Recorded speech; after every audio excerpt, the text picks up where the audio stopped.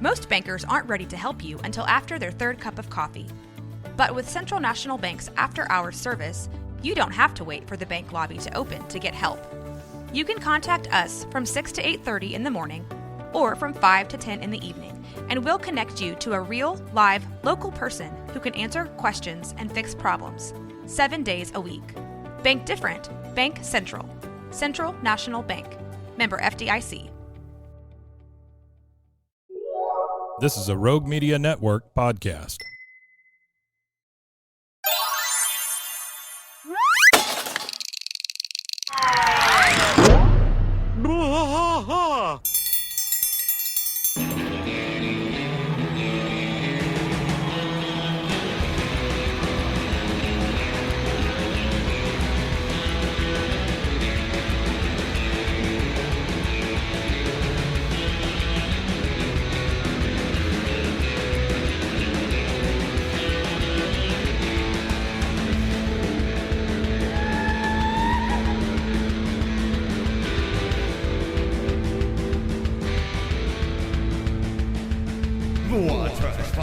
Through the night, deep in the heart of Texas, the trailer park is nice and dark. Deep in the heart of Texas, that drinks his brew and he spits his chew. Deep in the heart of Texas, the TV blares but no one cares. Deep in the heart of Texas, here we go.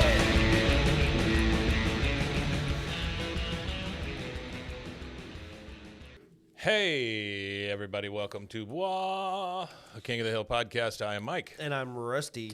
Rusty, we are at Season 4, Episode 14. This one's called High Anxiety. It's a part 2 of the first one that was called Hanky Panky. This one is one of my favorite episodes because as a stoner, it is funny to see our patriarch here indulging in the devil's lettuce. Yeah, I thought of you whenever I watched this. Yeah, no, I like this episode. This is one of my favorite episodes because it's funny, you know, his reaction to him, you know, him hitting it. He acts like it's the end of the world, you know.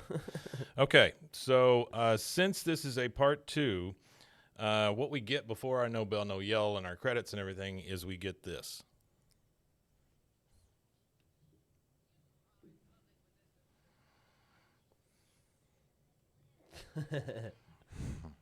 Well, you are having an affair with their husband.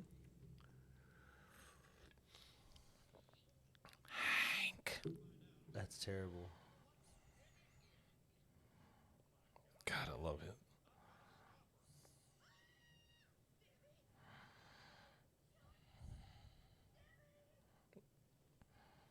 There we go. I love it, man. I went ahead and left the theme gives in. Me anxiety now. Yeah. I went ahead and left the theme in just because I like it. We don't ever play the theme. It gives me slight anxiety now, though. What? The theme song. Oh, really? Yeah. Why? I've watched so much of it in the last year and a half. I've consumed more King of the Hill than I probably did in the first chunk of me actually watching it. Yeah. Huh. I watch an episode probably like, you know, that's all I watch all week is the one episode. All right, so we got our continuation, and once again I say this is Season 4, Episode 14, High Anxiety Part 2. Part 2, there was not a Part 1. There wasn't a High Anxiety Part 1, and there was not a Hanky Panky Part 2. So, again, we get No Bell, No Yell. We open up at Debbie's apartment with Gail on the laptop, and Hank is standing there, and he's obviously frustrated.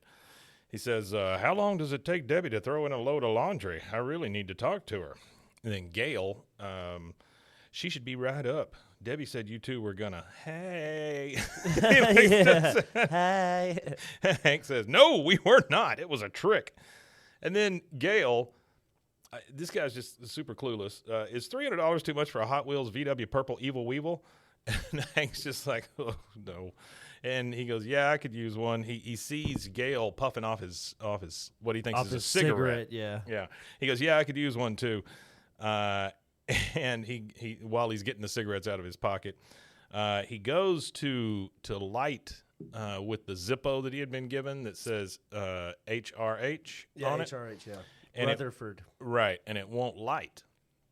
And so he goes, oh, dang it, when the Zippo won't work. And Gale hands his joint to what we now know as a joint to Hank. Because that's a funny-looking cigarette. Yeah, what do you call it when you put one to pump. Yeah. So pumping, I think is what like you call it. Like a pump or a punk or something like that. Yeah, I know punks are what you use to light firecrackers. Like those things they give out for free at a firecracker stand. Yeah. We used to call them punks. Like that. Punk or I don't know. I really don't know what the vernacular for that is. I guarantee there's like a slang. Oh, there's got to be a slang thing for it. And I probably used to know it at one point, but I mean, we used to call it monkey fucking. Monkey fucking. Can I monkey fuck my cigarette off of yours kind of thing? That was like a slang term we had for it. Wow. But that seems a little extreme. Yeah, well, I mean, you're a teenager. Monkey fucking. Teenager smoking cigarettes. You're trying to be edgy. Sure. If you're already smoking cigarettes, you're trying to be edgy anyway. So I went to, speaking of drugs and things like that, I went to a concert last night. Went to see Danzig. Oh, wow, Danzig. At the Toyota Center in Dallas. So the first thing I texted my wife was that Satan had gone corporate. Because, I mean, it's a Toyota Center, right? I mean, you get the big commercials up on the thing or whatever. You're not in like some back alley pub somewhere listening to Danzig. No. He sells out. You know how old Danzig is at this point? Probably like 70. He's 68 years old, and that sucker can just move. I mean, well, you know, that's the thing is some people like wonder why Keith Richards is so healthy. Yeah. And all those guys, and Mick Jagger and stuff, it's because they've been physically active I guess, for their entire careers. Yeah. They've toured for 45, 50 years. But they've also put a lot of stuff in their bodies. You know, they have. That should counteract that. But I think like because a lot of them, if you listen to how they live, they all live really holistic and they all eat really healthy and they have these millionaire diets. So they have chefs. Well, that's true. They have somebody who give them the best food. And they go to the doctor. The doctor says, "Okay, here's the best diet for your body type." Because they're probably not eating Cheetos all the time like me. Like that's why diets don't work for everybody. Because people are like, "Oh, well, that diet didn't work for me." It's because your body's chemical makeup is different than the next person's. That's why they tell you to go to a nutritionist and let them give you a diet because they could give you a diet catered to your blood. Well, we were sitting there. There were 3 bands before Danzig, right? Yeah. And one of them was a satanic doo-wop band. It was the weirdest thing in the world. And I think they were lip syncing. Okay. But anyway, as we're sitting there, these 2 guys come up behind us and they're just screaming at each other. They're just having a conversation. Yeah. But they're screaming at each other. Talking. No, I'm not. They're screaming. They're not even talking loud. They're just like, bah, bah, you know. And so we were going to move or whatever. I thought about buying them a couple of beers just so I could get them out of the way or something, you know, just trying to not start a fight or whatever. Here you go. Here's 2 beers. Go fuck off. Yeah. Yeah. But before Danzig came on, we moved down and just kind of got away from them. And then it was right before the encore. One of them comes stumbling up. And when I say stumbling, he was 6 sheets to the wind, not 3. Like a cannonball. He's coming in there and he's just flopping around, you know, and all this stuff. And where do you think he lands? On you. Oh, he lands on me. Yeah, he gives me a big old hug and tells me how much he loves me. Oh, damn. While the security's chasing him towards me. Yeah. That's funny. It was crazy. Yeah, those guys were standing back there behind us saying, yeah, the last time I did acid or what, you know, and then they would say, but I told my buddy Casey that it was like listening to a bunch of virgins talking about having sex. You know, it was like you could tell that this shit's all made up. Yeah, they don't know. Well, you know, heroin, the thing it does is it drops your blood sugar. Dude, you didn't do heroin. What are you talking about? Heroin. Okay, so anyway. He might have stole one of his grandma's, like, hydrocodones or something. He's like, oh, it's heroin. Yeah. It's from the poppy. It's the same thing.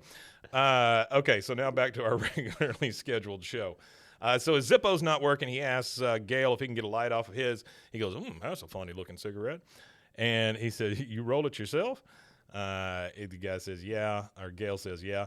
And he goes, wow, you got a weak flame on this thing. But he starts puffing on it to get the if you've ever smoked this is one of my favorite scenes in King of the Hill ever. He's sitting there puffing off it. He goes, "Is this one of them clove cigarettes?" Well, he puffs it, you know, to get the fire started in it again. Yeah, and he doesn't realize that he's smoking weed.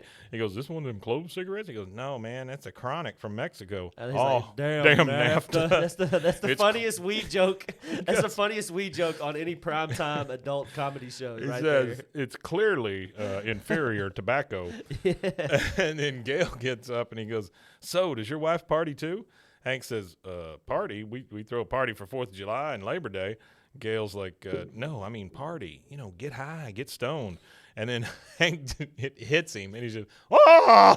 That must be like a time and place kind of thing. Yeah. Nobody says, hey, man, do you want to party? Does your wife party? Yeah, that's even worse. That is worse. If you ask another man if his wife parties, you're that's what probably I'm saying. Get punched. That's even worse. Oh, that's the other thing. The guys behind us, as they were screaming at each other, one of them said, tonight's a win-win for me because the wife's at home making banana bread and I'm going to get a hand job. I was like, it's quite a night you got planned. Banana bread and a hand job? Bread and a hand job, yeah. I mean, it's a hell of a night. I can't argue with that at all. I think that after Danzig, banana bread and a hand job, you couldn't top it off any better. That's a great shirt. If you just had a shirt that said banana bread and a hand job. You know. And then it had Danzig, Danzig on there. Yeah. Anyway, I told Casey, I was like, yeah, I think he can still have the banana bread when he gets home, but I think the whiskey dick's going to get him as far as the hand job goes. Yeah. All right, so now we're with the sheriff who's at the crime scene. They've got it all taped off. This is behind Peggy's Sugarfoot. We're at Peggy's Sugarfoot. Yeah. She took it over. He is talking to Peggy and Luann, and he says, that barbecue smells yummy, Ms. Hill. Now, you heard the gunshot at 6:45, was it? And he's, like, taking notes. Peggy's like, that is correct, Sheriff. Mm-hmm. He says, you discovered the body at 6:47? She goes, most of it, yes. Most of it? Yeah. Just the leg? He says, so let me get this straight.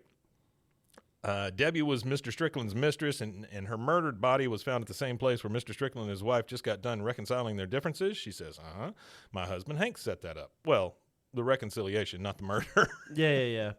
So that's, I just wanted to go ahead and the sheriff? No. I just wanted to hit the sheriff, the Texas Ranger or whatever. Mm-hmm. Is that what this is, right? This is the sheriff. Okay, we had this. Not the Texas Ranger. Yeah, the Ranger comes in a minute. Okay, now we I could go ahead and do the sheriff too. Yeah. I've got his voice actor here, so sorry about that. Mac Davis. Like the singer Mac Davis? The singer Mac Davis. Wow. I believe that's who that is. Yeah, he was big in the 70s. Yeah, Mac Davis was always on like that's Carson or something, or a variety show or whatever.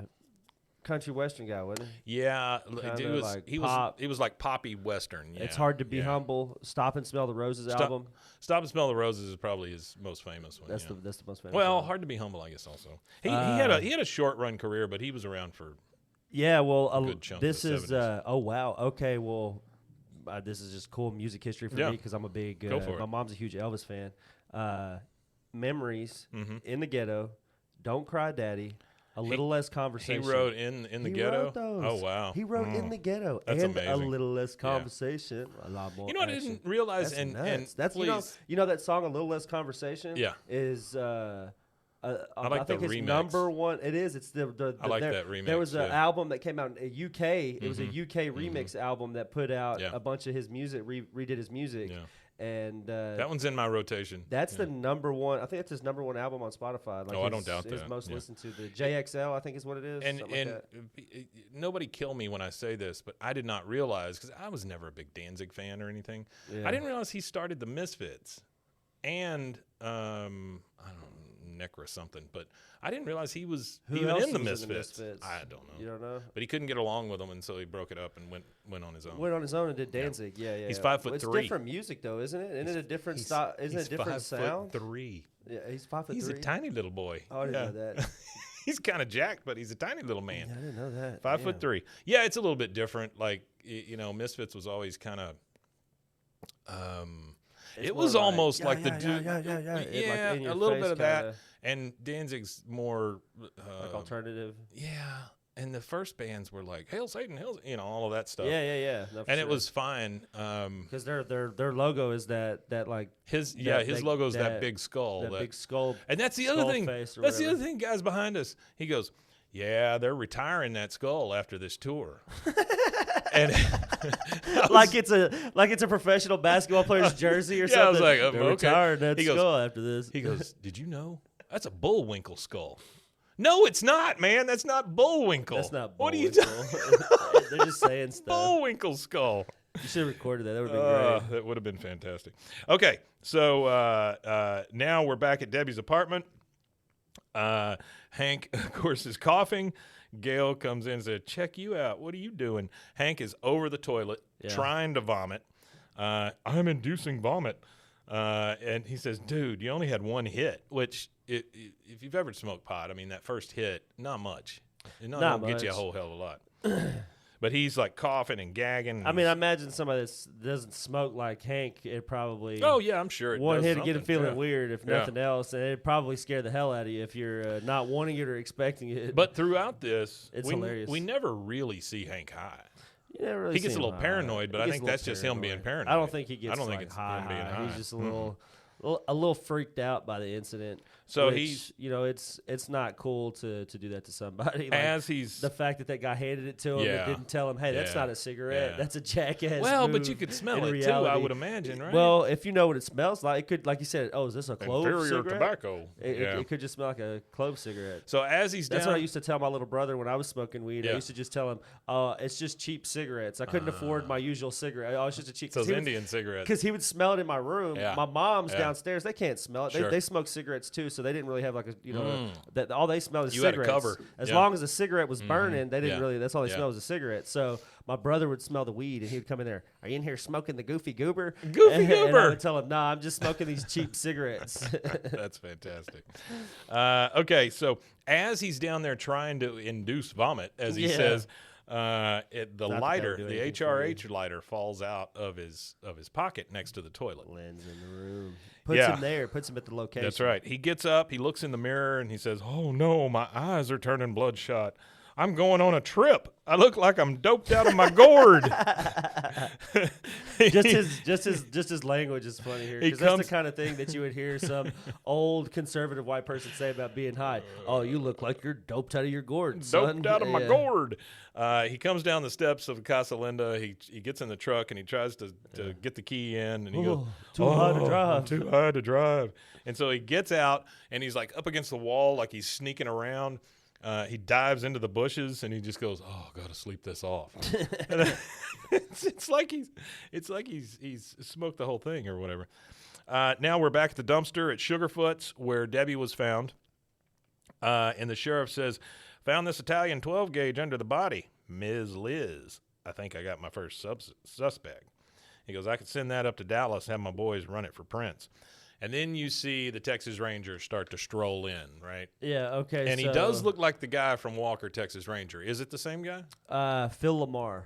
Yeah, I don't know if that's the same guy or not. Phil Lamar is... That's who I assumed it was, though. Phil Lamar is an African-American actor who has done... he was in... Oh, hell, hold on. Let me pull up his page real fast. He was in a lot of stuff. He's done a lot of voice. He was in Pulp Fiction. Yeah.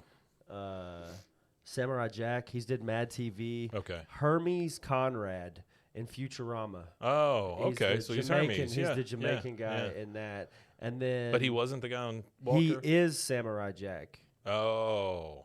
Oh, okay. He is the voice of Samurai Jack. I would take some more Samurai Jack any day. Yeah, he was in Craig of the Creek. I don't know if you heard that. He was in Family Guy. There's a bunch of just so he's mostly a voiceover voices. guy. From what I see, he's done mostly just voice stuff. Central Park, Star Trek Lower Decks, The Loud House, Young Central Justice. Park is one of those that I was really disappointed in. Pete the Cat. I've never heard of that. But yeah, he is not just a voice actor. He did Bless the Hearts, which is related to King of the Hill, which is a King of the Hill adjacent thing. So you see him. He's in a lot of stuff. So you see him start to stroll in. He strolls in from the dark, and he's got his cowboy hat on. Hold on just one second, too, before you continue. Yeah. So the rating for this show, ratings, this is something that Artie added in here. I wanted to get in.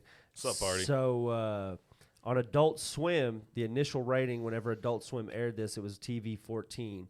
And that was for references to the marijuana and the suicide. Sure. And most cable guides give it a PG, like a cable guide or whatever gives it PG for suggestive dialogue. Right. And there was one airing that accidentally gave it a TV MA rating in the United States.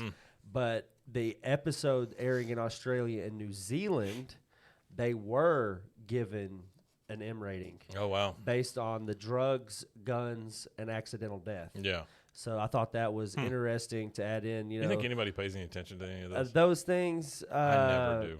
I never do. Even as a parent, I don't really pay attention to it. Yeah. I watch whatever it is. By the way, a lot of kids there last night with the Satan shirts with on. the Satan shirts. Little kids. Little I mean, kids. little kids. Yeah, like 8-year-olds. Yeah, for sure. I mean, there's nothing wrong with that. But I don't think there's anything wrong with it. Blood sacrifice. But yeah, sure. yeah.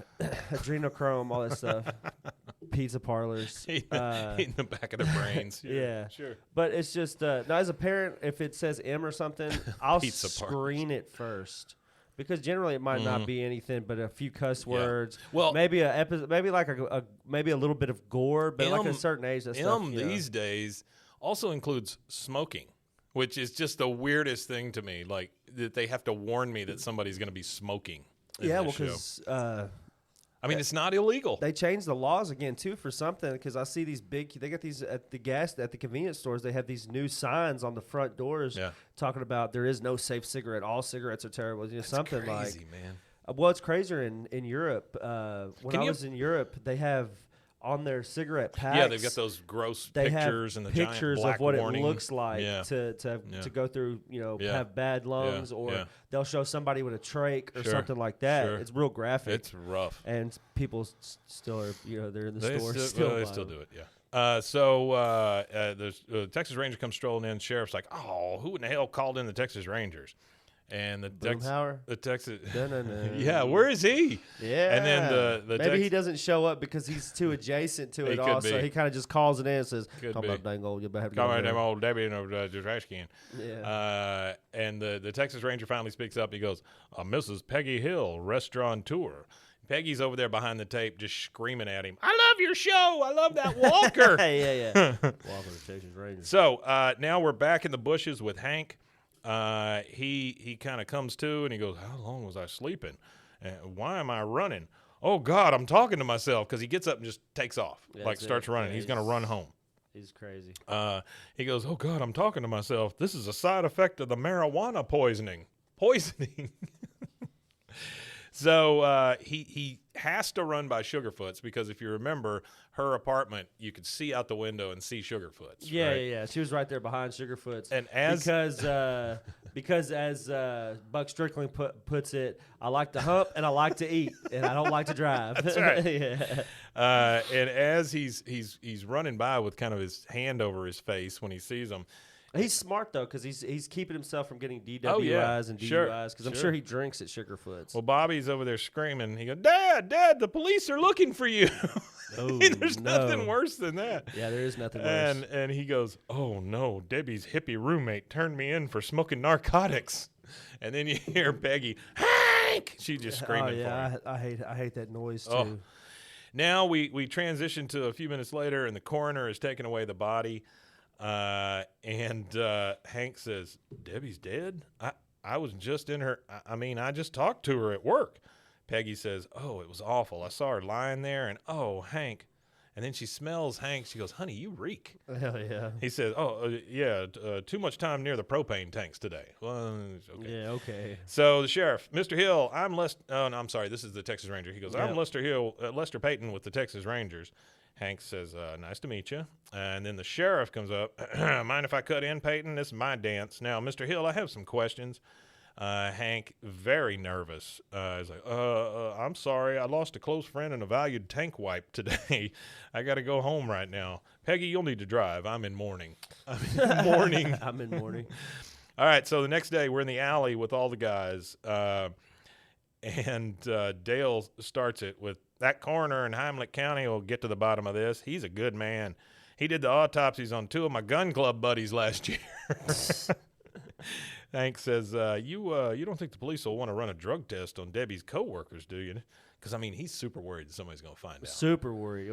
I would be worried, too, if I was him, because it puts him in the range of suspect. Even though he didn't do it, it still puts him in the scope. Oh, yeah. He's got to listen to it. He's got to sit down and be talked to, This is one of my favorite exchanges in this episode. Dale says, now that you mention it, I'm positive they will. They'll drug test everyone in Arlen. The price for a bag of clean urine will double. And then Bill, what do you think will happen to the price of poo-poo? I mean, it's just the stupidest thing to ask. And then Dale goes, unchanged. Yeah. He's a stock market guy, but just for pee and poop. All right, so now we're at Strickland. Everybody's kind of gathered around Debbie's desk. They see a whole bunch of flowers and pictures of Debbie on her desk and stuff. It's almost like a little shrine. Yeah, you know, shrine like you see on the side of the road when somebody has a wreck that kills them or whatever. Hank says Debbie brought those flowers just before she died. And then you hear the door open, and Miss Liz and Buck are standing there at the door. Miss Liz, attention, everybody. Now that there's no one left at work for my husband to diddle, I've allowed him to return. Buck Strickland. Whoa.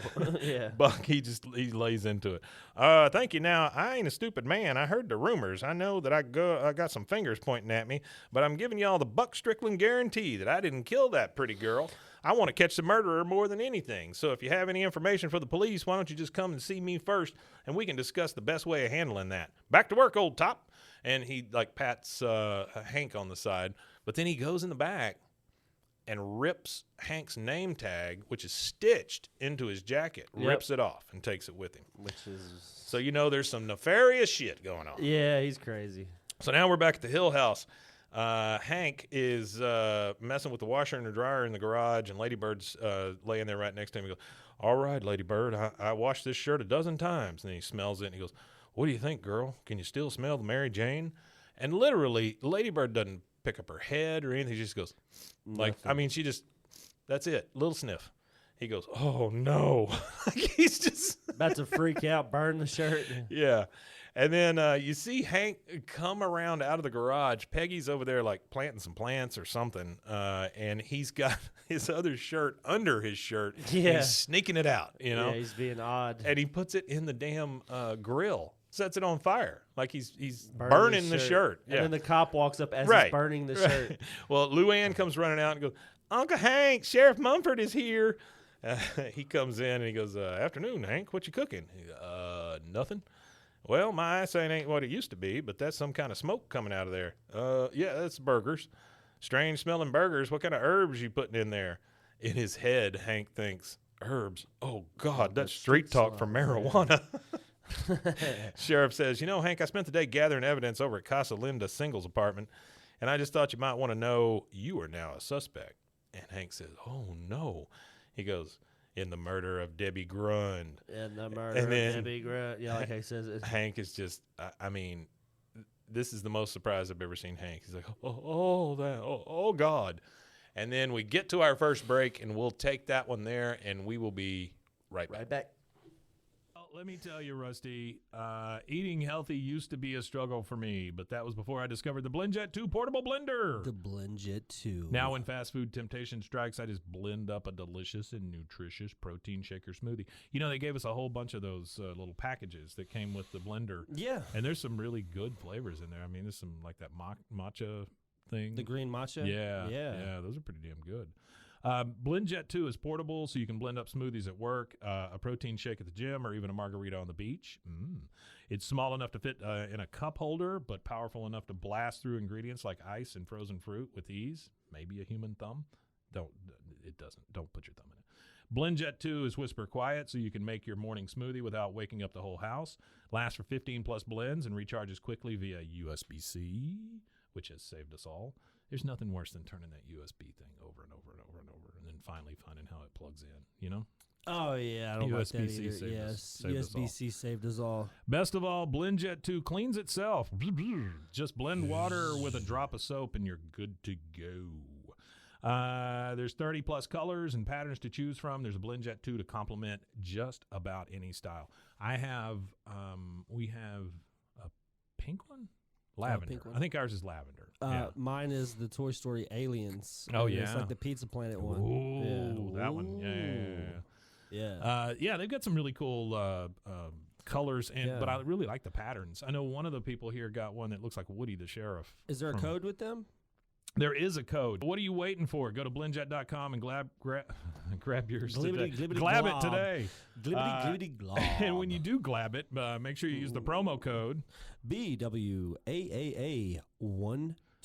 That's to get 12% off your order and free 2-day shipping. No other portable blender on the market comes close to the quality, power, and innovation of the BlendJet 2. They guarantee you'll love it or your money back.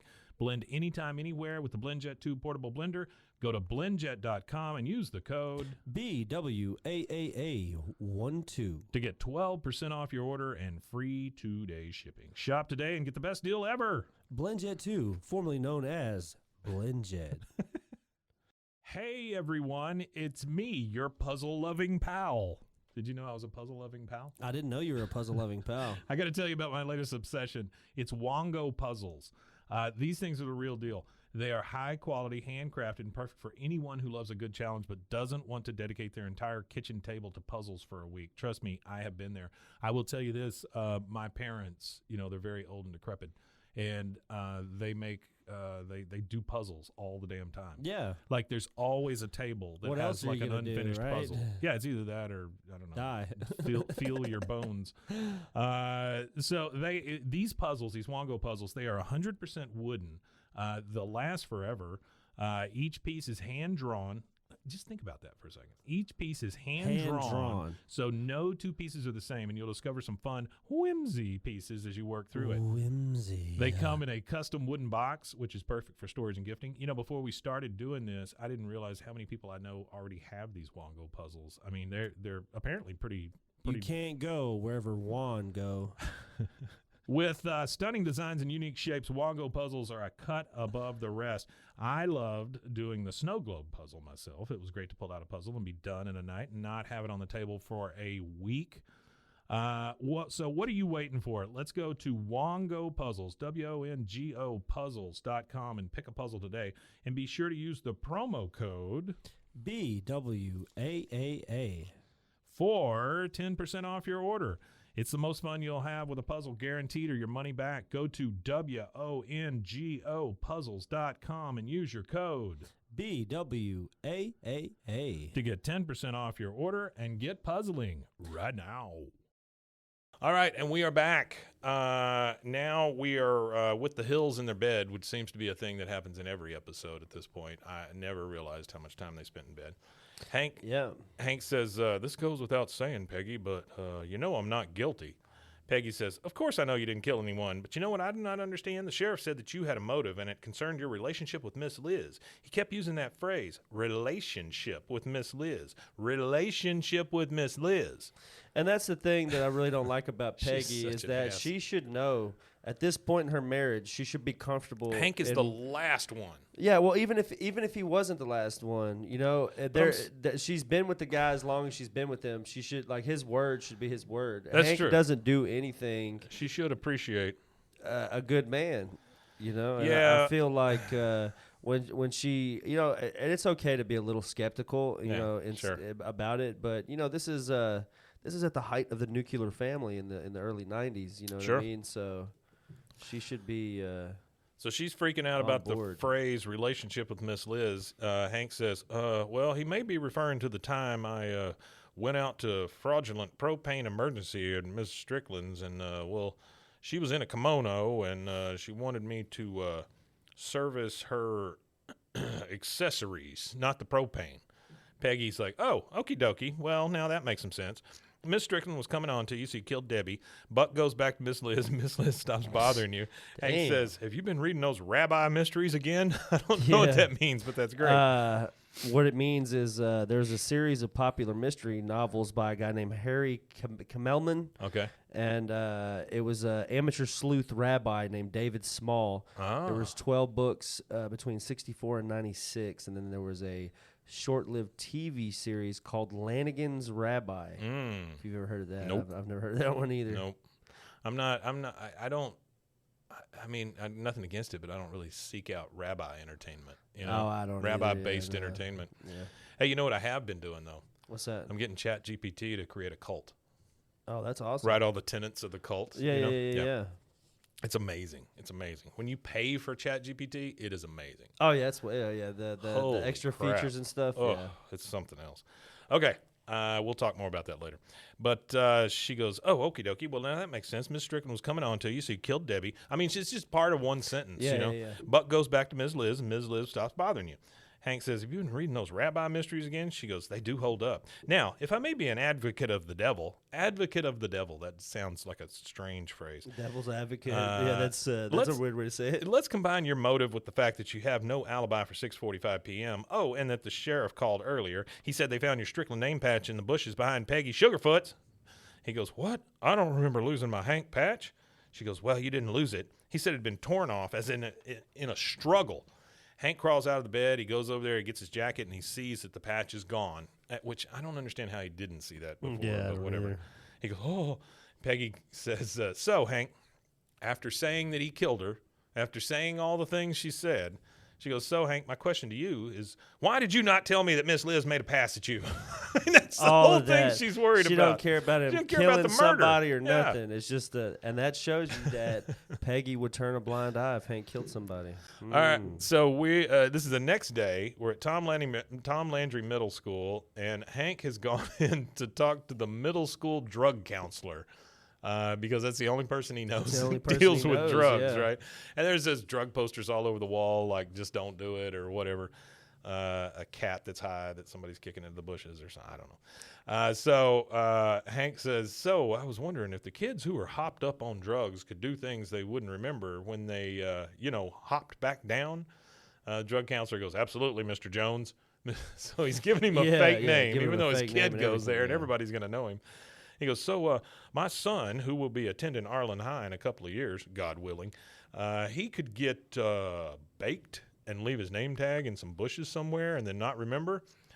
That's a very specific. Super specific. Thing, Hank. The guy says, yeah. We call that blacking out. Heck, I was in prison with a guy who was doing life for murder, and he didn't even remember committing. Hank says, so someone could take dope, black out in a field and kill a coworker?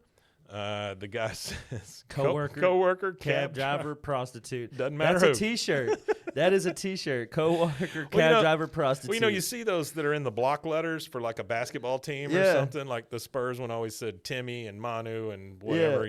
This one was just being that same thing. Coworker, cab driver, prostitute. It doesn't matter who. We gotta go through each episode and pick a piece of.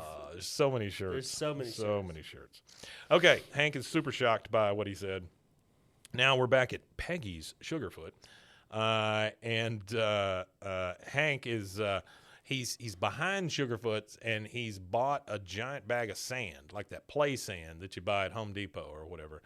And he's trying to see if it'll jog his memory of taking Debbie's body and throwing it into the dumpster. Yeah. So he's even doubting himself, because of the marijuana. The marijuana. He says, all right, this is about what Debbie weighed. Does this seem familiar? Maybe. And then a car comes up. It's Buck. He gets out. Evening, Hank. What you busying yourself with there? Hank says, just throwing out some expired sand.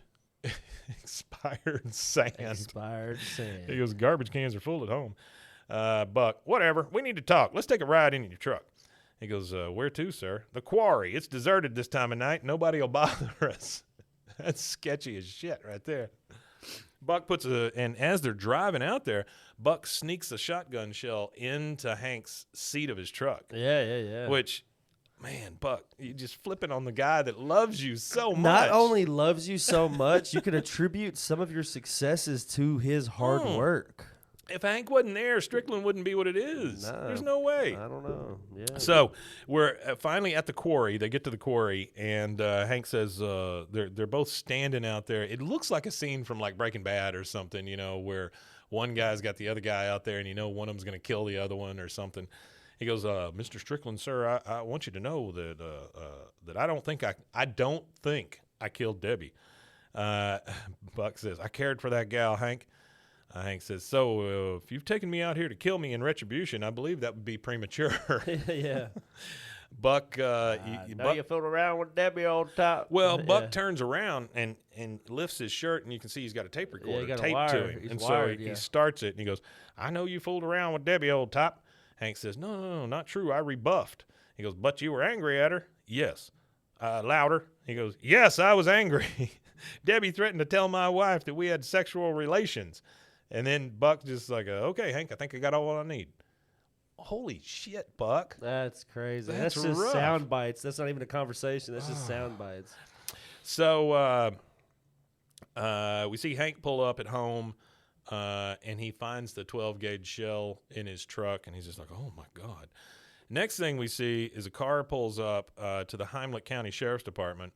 We see Buck behind the wheel, and he's got an envelope that he puts the tape into, and he seals it. And on the front of the envelope, it says, "Search Hank's truck." And he throws the envelope at the front door of the Sheriff's Department. Yeah. Buck's a turd. Jackass. So now we're back at at Hank's house. He's gone in. He's gone straight to Bobby's room. He and Bobby are sitting on the bed like they always are when there's touching Something moments. going on. Yep. Yeah. I want you to promise me you won't ever do drugs, Bobby. Bobby's like, I promise. He goes, a promise means nothing when a junkie tricks you into smoking a joint when you think it's a cigarette, which you shouldn't smoke either. Now promise me, Bobby. Bobby says, okay, I promise. He just puts his head down and goes, promises mean nothing.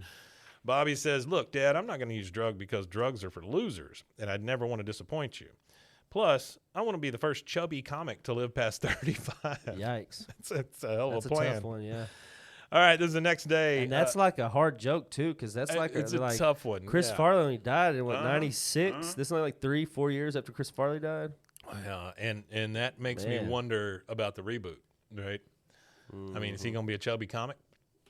So next day, Hank is on his riding lawnmower, and he's riding, and he rides past the back porch, and the sheriff and Peggy are both there, and they're both kind of waving at him. He goes, afternoon, Hank. He gets off, and he's like, oh, hi, Sheriff. Any leads on the murder that don't point in my direction? You couldn't make yourself more obvious, Hank. Yeah, I know. It's just terrible. He's not meaning to, but it does look god-awful. Well, he's just such an innocent guy, honestly. Yeah, he's that innocent. Are you pointing in any other direction but mine, or what do we got going? So the sheriff says, Mrs. Hill, could you excuse us for a moment? I'd like to tell your husband a dirty joke. I mean, that's very Texas of somebody. Excuse me, little lady, could you move aside? I want to say something bad. You know, that kind of thing. I mean, I can see that happening. Peggy's like, Sheriff, if this is about the investigation, I assure you, you can speak freely. My husband and I have no secrets between us. The sheriff pulls out a pack of cigarettes and goes, cigarette? She goes, oh, no, we do not smoke. He goes, that's smart. Filthy habit. Say, could I trouble you for a light? Hank says, I could look in the house. He goes, oh, never mind. I got this here silver lighter. And he pulls out that HRH lighter. He goes, found it in Debbie's apartment. Got the initials HRH on it. Say now, what's your middle name? Hank says, Rutherford. He goes, right. HRH. So unless His Royal Highness the Prince of Wales stopped by Sunday night for a smoke, Hank says, okay, the lighter it's mine. It was a gift from Miss Elizabeth Strickland. Now the King of England. Yeah, that's right. There you go. That's right. It took me a second because I thought you were saying that Elizabeth Strickland was the King of England. Yes, she is. Peggy says, I know all about Miss Liz. As I said, I know everything about my husband. Hank gets a cigarette from the sheriff and lights it. And she looks a little perplexed. And the sheriff goes, so you know about your husband's relationship with Debbie?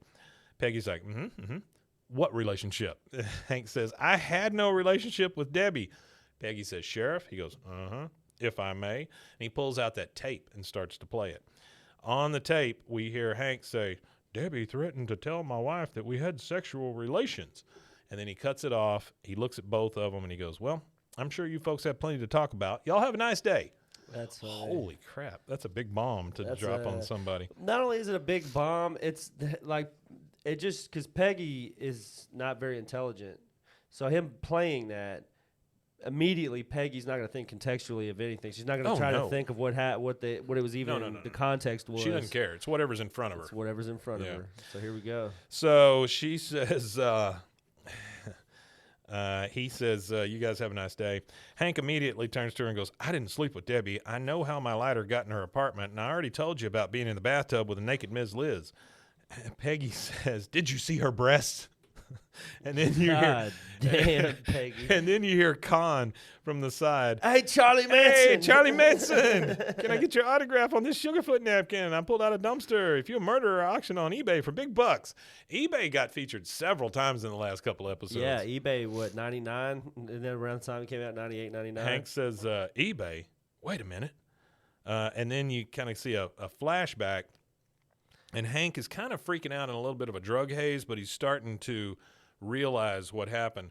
And you hear Gail say, damn, the eBay auction closed. I lost my Weevil. And then Hank kind of goes into a weird thing, and then he sees himself puking. He sees the lighter fall out. We come back to real life, and he goes, Con, you may have just made my autograph worthless.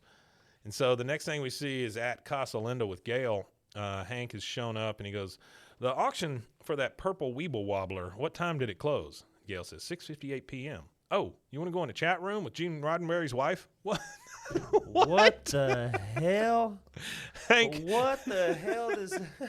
It's like it's just part of the same sentence. That's 6:58. Oh, you want to go in the chat room, Gene Roddenberry's wife? Hank grabs him and says, "Listen to me. Debbie was killed at 6:45. I didn't inhale until 7 o'clock at the earliest. I couldn't have blacked out and killed her. She was already dead."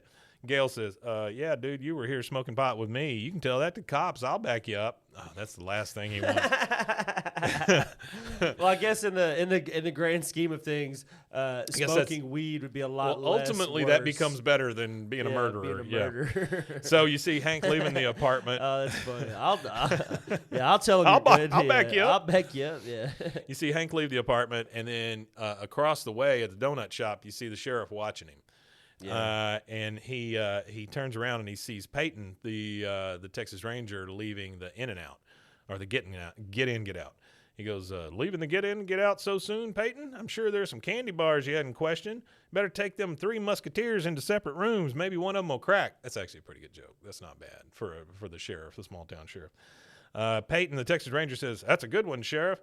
How did Hee-Haw ever let you get away? That's a pretty good response. That is a good response. Okay, now we're in the Hill Kitchen. That's a real quick snip. Yeah. We're in the Hill Kitchen, and we see a giant stack of pancakes. You know what this syrup reminds me of, this scene right here? It reminds me of like Andy Griffith, where Andy's walking up just, trying to investigate something going on. Well, it's like Andy Griffith. I'm here to smell those world-famous buttermilk pancakes. It's like Peggy. Andy Griffith. Yeah. It's like Columbo. It's like Murder, She Wrote. It's all that. Stuff, Hey, how you doing, buddy? Did you kill somebody? That kind of thing. They just work it into the conversation. That's an awful nice pie you That's got an there. awful nice pie. It doesn't happen to have fingers in it now, does it? I can't eat fingers. I can't eat fingers. It reminds me of that scene in Fried Green Tomatoes where they kill Frank Bennett and they chop him up and they feed him to that investigator from Georgia. And he goes, that's some of the best barbecue I've ever had. Barbecue. And he sat there and ate like half that guy's body while he was sitting there eating. So we're in the Hill Kitchen, and you see the big stack of pancakes. And I wrote down here that the sheriff just comes right in their house. He comes right through. He opens up the glass door and just comes right in. Yeah. And he's like, oh, do I smell Peggy Hill's old-fashioned buttermilk grill cakes? How does he even know? Yeah, I don't know. It's just one of those things. Yeah. Peggy says, Sheriff. It's around town. Sheriff. Yeah, I bet it does. Sheriff, now I'm sure you did not come all this way just to smell Peggy Hill's old-fashioned buttermilk griddle cakes. They have to say the whole thing. They have Peggy to because Hill's it's a commercial. Old-fashioned buttermilk griddle cakes. It's a commercial. He goes for our new restaurant we're opening. We're opening a King of the Hill themed restaurant featuring Peggy Hill's old-fashioned pancakes and Brown Betty. That's all you can get there. Brown Betty. Sheriff says guilty. Speaking of which, Mr. Hill, Debbie's roommate Gail, has got an interesting alibi for the night of the murder. Says he was with you sparking up a J. Peggy's in English, please. He goes, lighten up a J. What? How is that different? That's not any different, yeah. Peggy's like, getting high? He said that? Well, now you have a second crime to investigate, Sheriff, the attempted assassination of my husband's character.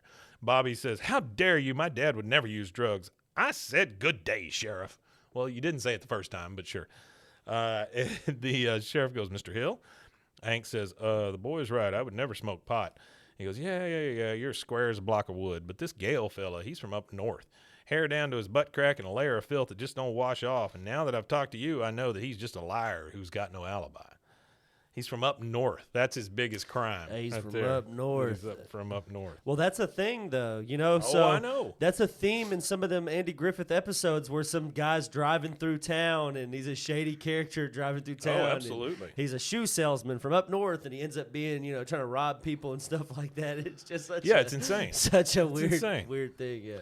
All right, so now it's night. And a layer of filth that just don't wash off. Won't wash off. Harsh, yeah. Yeah, Hank is setting the table for dinner, and you can see Bobby and Peggy over there making Country Time lemonade. She's scooping it out of the big thing and putting it in the pitcher. And Luann comes running in. They're arresting the murderer on TV. It's a woman. And Bobby's like, who is it? And they all run in there to the TV. Hank says, a woman? And then he looks at the TV, sees Gail in handcuffs, and he goes, that's not a woman. That's Debbie's roommate. Luann, nuh-uh, her name is Gail. That's terrible. The sheriff on the TV, you hear him go, I've never had a homicide go unsolved in Heimlich County, and my record stands intact, 2 for 2. So there's only been 2 murders. There's only been 2 murders. And this one ends up not being a murder.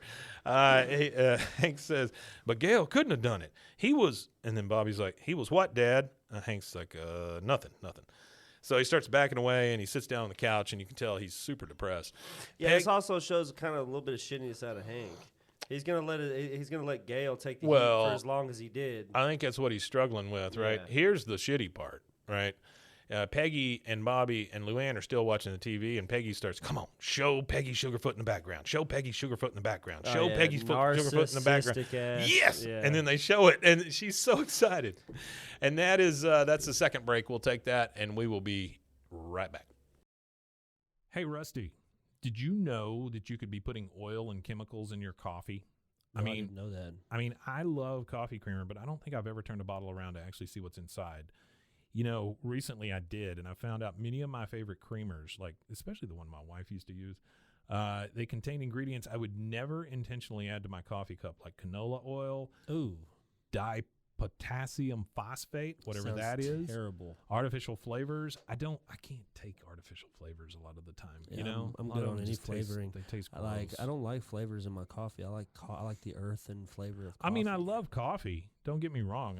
I do love it. I just I don't like all that crap in my coffee, right? Yeah, no, it does that. So let me tell you about Laird Superfoods then. They have better ingredients, amazing taste, and functional benefits. Laird Superfood creamers are crafted from the highest quality, all-natural, real food ingredients. All Laird products are sustainably sourced and thoroughly tested to ensure that you're incorporating the cleanest, finest fuel into your routine. Now, they're all natural. They've got whole food ingredients. They contain naturally occurring MCTs from coconut oil, and everybody tells you coconut oil is good for you. Mm-hmm. There's no artificial flavors, no colors, no additives, no sugar from highly refined corn syrup. So that's a big deal right there. If you take one thing you do every day and make it better, Laird developed his creamer himself to stay powered for a day on the waves. He was a big wave surfer, Laird Hamilton was, and he needed a morning fuel that could allow him to spend the entire day chasing the ultimate wave. So he made this creamer, and it is it's crazy, crazy good. Laird sources high-quality plant-based ingredients globally and puts an emphasis on U.S. sources whenever possible. They aim to source responsibly and sustainably and believe that the food you consume should be as good for the earth as they are for you. They have honest and transparent products and labels. If you try it, you won't go back. They have functional superfood creamers, instant lattes, and prebiotic greens. They have a variety of snacks and supplements full of wholesome plant-based ingredients to keep you charged for wherever life takes you. So to get a deal on Laird Superfoods, I need you to go to zen.ai, BWAAA, King of the Hill. So that's zen.ai/BWAAA, King of the Hill. And your offer code there is BWAAA. So Laird Superfoods makes a better creamer that keeps you powered all day, and it's better for you, the earth, and your coffee. What do you say, Rusty? You want to go get some coffee? Coffee. Hey, Rusty? Yeah. Did you know that dehydration is the leading cause of daytime fatigue? Oh, no. I don't know about you, but like 2:30, 3 o'clock, I just hit a wall almost every day. I was shocked to learn that even mild dehydration can cause headaches, muscle weakness, brain fog, but luckily there's a cure. Oh, there is? Actually, I should have said there's a solution. It's called Cure. Cure Hydration. The Cure Hydration is an oral rehydration solution, or ORS, that contains the perfect balance of electrolytes. We know how important that is because plants crave it. Super important. And glucose to help your body absorb water and rehydrate quickly. The formula is made with all natural ingredients like coconut water, powder, and pink Himalayan salt. Whoopee. And it is free from artificial flavors, sweeteners, and preservatives. Cure Hydration is vegan, gluten-free, and non-GMO. That makes it a great option for anyone with dietary restrictions and preferences. The packets that they give you, they're convenient. They're easy to use. You just mix them with water and drink. They're perfect for on-the-go, travel, or anytime you need quick hydration.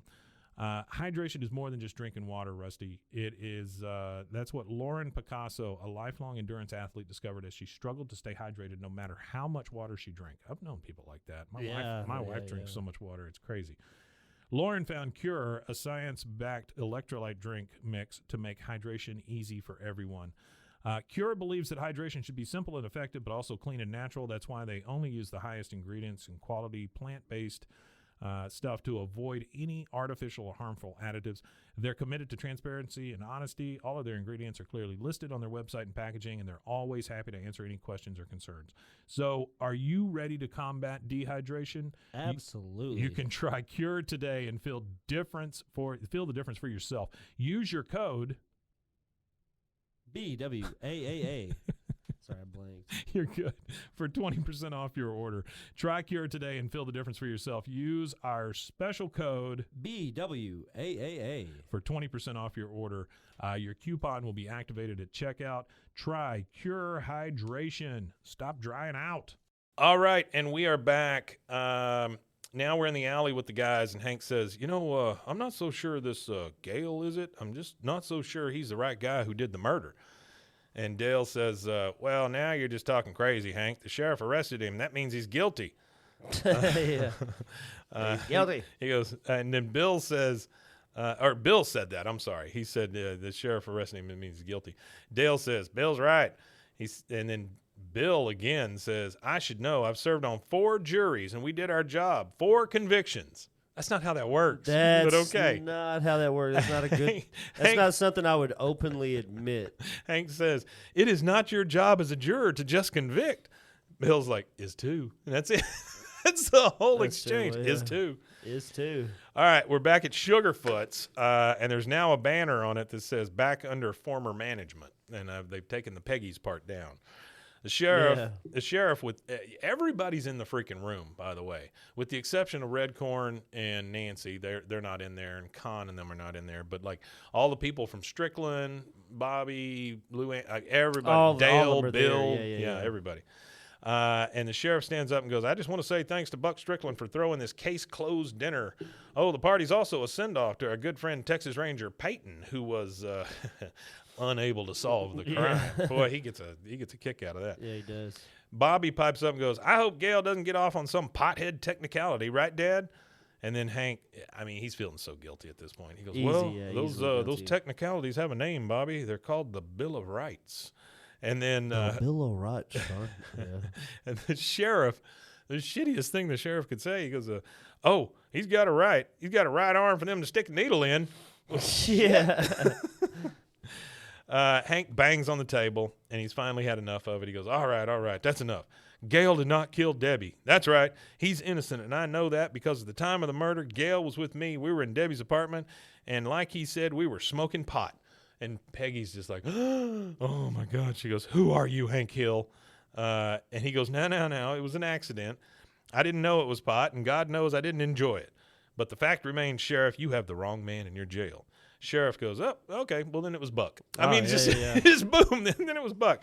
And then Buck's like, no, it wasn't me. It was Hank. Didn't you get the tape? What about the Hank name tag I put in the bushes? Damn, it just. Yeah, it's just. And then the sheriff's like, it wasn't Hank, it was you. He goes, nah, it wasn't. He goes, then it was Miss Liz. Nah, it wasn't. And he looks at Liz and he goes, all right, fine, it was me. I'm your man, Sheriff. This is Buck talking. The sheriff goes, you got the right to remain silent. And then the Texas Ranger, who's sitting down there so stoic and silent, finally starts speaking up. And he goes, if you people are just about finished, I'll tell you who killed Debbie. Debbie's phone record shows she called Mr. Hank Hill a short while before her death, which means she was home at 6 p.m. Now, what would she have seen if she looked out her window at 6 p.m.? Normally, she'd see Sheriff Mumford stuffing some Sugarfoot's ribs into his face, but that night she saw Mr. Buck and Ms. Liz Strickland entering the restaurant, which, according to the Sugarfoot's reservations book, occurred at, and then Bobby's like, 603 Mr. and 604 Mrs. Like he is on the case. On it. Texas Ranger says, seeing Buck and Miss Liz back together must have thrown that pretty little tank wipe into a jealous rage, so she went down to Sugarfoot's. And then Peggy says, Peggy Sugarfoot's at the time. We don't need to hear from you, Peggy. No. He goes, yeah. The point is she went there to kill Buck Strickland with a 12-gauge shotgun she had stashed in her apartment. Then we get this flashback of Debbie in the dumpster with the shotgun. He says, so she climbed into the dumpster next to his Cadillac to lie in wait. Now sitting in a dumpster full of half-eaten barbecue can make you hungry. And sure enough, I don't think it works that way. I like this right here. He goes, sure enough, Debbie went across the street to the get in, get out. And then we see like the black and white video store or the video footage from the store. The CCTV footage. And Debbie's just like, she's got the shotgun right there in her hand. And she's just paying for whatever she's buying. Just getting what she's getting. Paying for her 99-cent nachos. Welcome to Texas. Woof. I imagine in the 90s, like nobody's going to question you back then. He goes, according to the store's security videotape, and a written deposition from Mr. Freddie Hakimi, she purchased a Big Gulp and a 99-cent nacho plate. By buying them together, she saved 23 cents. Bobby's like, my God, that is one heck of a deal. He continues. He says, when Debbie returned to the dumpster, she saw Mr. Strickland's car and assumed he was still there. What she didn't know was that the Stricklands had already left together in Miss Strickland's car, having reconciled physically in a storeroom and again in the meat locker and once more in the slop sink. Slop sink. They just kind of look at each other and they're like, we love each other. And then we get the flashback of Debbie trying to climb into the dumpster. He goes, she had difficulty juggling the three items as she attempted to negotiate her way back into the dumpster. She put the gun in first. She wouldn't let go of that junk food, and that was the source of her demise. For Debbie climbed into that dumpster, her foot accidentally tripped on the hammer on the gun, and then you see, and the dumpster lid closes. And then it comes back to it's odd that they called that suicide. I think that's weird. It's not. That the TV ratings would call that. It's just an accidental death. And so he says, so odd. Debbie Grunn's killer was Debbie Grun. Debbie Grun. And then Miss Liz, oh, Buck, I'm so relieved. Why, I thought it was you. Buck's like, yeah, I would have done it too, Miss Liz. I'd have done it for you. Of course, I thought you did it. That's why I planted the shotgun shell in Hank's truck to protect you. Liz says, you planted evidence for me? He's like, yeah. She goes, oh, Sugarfoot. Oh, he says, oh, sweets. And then they both just give start doing the baby talk. Yeah. And Strickland, he's, sorry about that whole frame up there, Tonto. I was under a lot of stress talking to Hank. And Hank's like, yeah, okay. I guess if my mistress had been murdered and my wife were a suspect, I guess I let you down, son, doing drugs like that when I've always told you not to, talking to Bobby. Bobby says, if I did something like this, you'd punish me. Maybe I should be able to punish you. Hank's like, oh, okay. Well, son, what's my punishment? Am I grounded? Bobby's like, no, that's too easy. You can't mow the lawn for 1 week. Oh, and he goes, oh, come on, son. It was an accident. He goes, you want to go for 2? Isn't that all it takes is about a week? Like, he just wait a week and then mow. Who mows more than once a week? I think everybody on Rainy Street, with the exception of Bill. You know what I want to do? What I've seen would look like a really good yard. There was this guy who had harvested somewhere like 80 to 120, something like that. I can't remember the exact number. Different species of wild plants and wild stuff from his local area. Yeah. And did his whole yard like that instead. Oh wow! And I want one of those rock front yards, like in New Mexico. Yeah. I don't want to F with it anymore. Yeah, I don't want anything. So that is it. That's the credits. After the credits, we do hear Bobby say, I said good day, Sheriff. I said good day, Sheriff. But that's it. Great episode. Yeah, nice little wrap up. We got introduced to a few new characters. It was wonderful. So tell them where they can find us, Rusty. You can find us at bwaaakoth.com. That's got some stuff there. And then you can go to roguemedianetwork.com/bwaaakoth. You can also find this episode on youtube.com/@bwaaakoth, as well as all of our season 4 seasonal episodes. If you want to go get that quick. And then you can go to our Patreon, patreon.com/bwaaakoth, and go over there and support us. Right now, all we have is a support option. Yeah. But there'll be some stuff. There'll be some stuff eventually. Right now, it's all about support. And anybody that's supporting us, we certainly appreciate it. Yeah, we do a lot. So just to kind of tease Friday, we're going to talk to Anthony, Super Studebaker. who has some of the King of the Hill books. So we're going to talk about those books. Well, before we get out of here, I'm just going to tell a quick story from the week. So I had to pick up a sparkling water delivery from a warehouse in Houston. And when I was picking it up, I had to call the warehouse guy. Well, when I call people's phone, if you have a caller ID app or something like that, it'll pop up as Rusty Shackelford is calling you. Sure. Well, I dropped the water off, left, and I'm on my way home from Houston, and I get a text message that says, "Shasha, pocket sand." And it was that guy. He had been scrolling through his phone, and he was like, "Oh, what that's fantastic." He said, "Who in the hell was Rusty Shackelford?" I remember that. And it was my phone call, so I was like, "Well, who is this?" And he was like, "Oh, man, you just picked up the water from me. I thought it was funny seeing Rusty really Shackelford in there." And I was like, well, you could tell all your friends you met the real Rusty Shackelford today. And then I told him about the podcast and stuff, too, because he didn't know about our podcast. That's awesome. So took a trip to Denver for a podcast movement conference and mentioned us many, many times there. I'm thankful to anybody that was there because I would hand cards to people and a lot of them were like, "Oh, yeah, we've heard of you," which was fantastic. So that's great. Any new listeners out there that I picked up in Denver, welcome.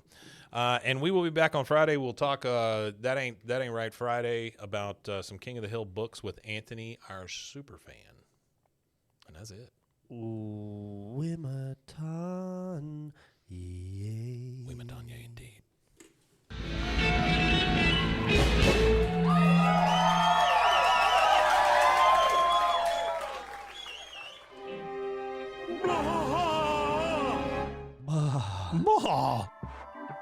This has been a Rogue Media Network production.